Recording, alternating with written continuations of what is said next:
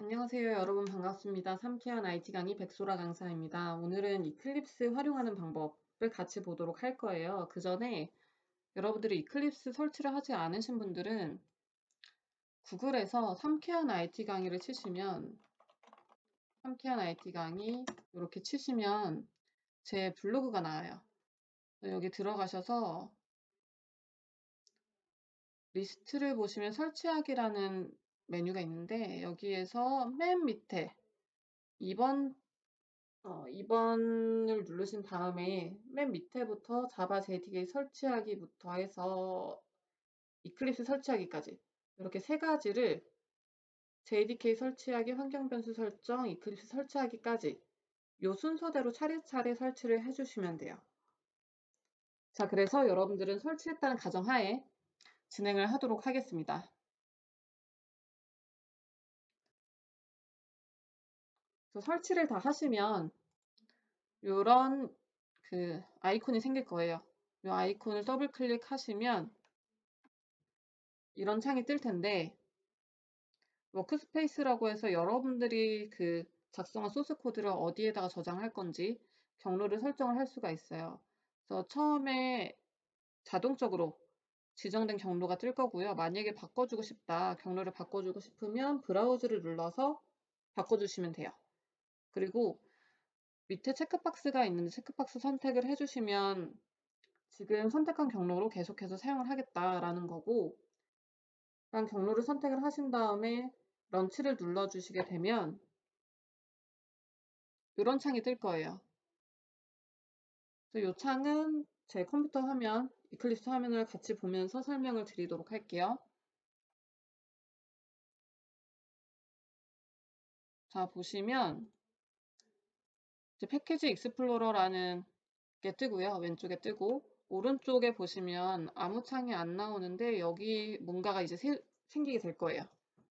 처음에 우리가 자바라는 거를 이용을 해서 코드를 작성할 거기 때문에 자바 프로젝트를 만들어 줄 거고요. 그래서 파일 메뉴를 선택하신 다음에 파일의 뉴에 자바 프로젝트를 선택을 해주시고 이런 창이 뜨게 되는데 프로젝트 이름은 여러분들 마음대로 해주시면 돼요. 저는 첫 시간이니까 퍼스트 클래스라고 해서 퍼스트 클래스라는 이름으로 프로젝트 이름을 만들 거고요. 그 다음에 피니쉬를 눌러주시면 이렇게 패키지 익스플로러에 폴더가 하나 생기게 되죠. 그래서 이 폴더 옆에 화살표를 눌러주시면 어떤 JRE 시스템 라이브러리라는 자바 자체적으로 있는 라이브러리가 하나 생기게 되고요. src라는 그 소스 코드를 넣어주는 폴더가 하나 생기게 됩니다.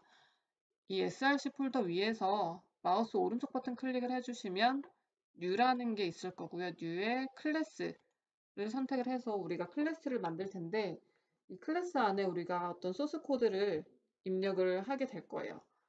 이 클래스의 이름은 여러분들이 이것도 마음대로 작성해 주시면 돼요. 이 클래스가 어떤 역할을 하는지에 대한 이름을 작성해 주실 텐데 클래스의 이름은 항상 대문자로 맨 첫 글자를 대문자로 해야 된다는 게 규칙이에요. 저는 myEX1이라는 이름으로 클래스를 만들 거고요. 그리고 밑에 보면 체크박스가 3개가 있는데 맨 위에 있는 public static void main이라는 애를 저는 체크를 한 다음에 finish를 눌러서 클래스를 만들어 줄 거예요. 만들어주면 내가 만들었던 그 이름으로 클래스가 하나가 생성이 되고요. 그 다음에 main이라는 애를 체크를 했기 때문에 이런 내용이 나오는 거예요. 만약에 main이라는 내용 체크를 안 했으면 이 상태로 내가 지정한 클래스 이름으로만 이제 클래스가 생성이 되는 거고요. 그래서 이렇게 해서 어떤 클래스가 하나가 만들어졌어요.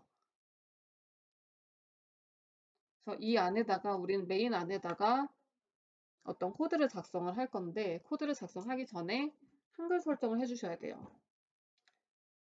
보시면 맨 위에 메뉴를 보시면 윈도우라는 애가 있어요.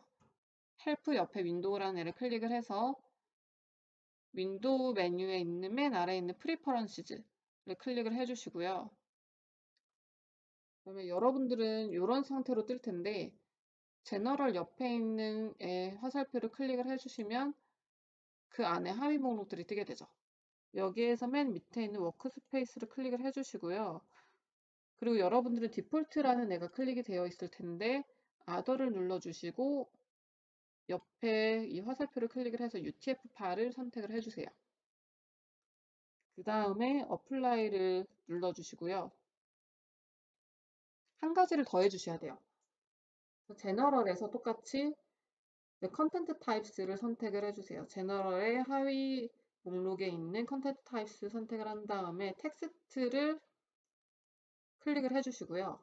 클릭하면 여러분들은 여기 디폴트 인코딩에 아무것도 작성이 안 되어 있을 텐데 여기에 UTF-8을 입력을 해주신 다음에 업데이트를 눌러주시면 돼요. 눌러주고 어플라이 앤 클로즈까지 눌러주시면 한글 설정까지 다 완료가 된 거예요. 여기까지 잘 따라오셨죠? 그러면 우리 일단 이클립스를 설치를 했으니까 정말 간단한 프로그램 하나를 만들어 볼게요. 그냥 프린트 출력하는 거를 만들어 볼게요. 우리 그 C 언어를 배우고 오신 분들은 프린트 F라는 애로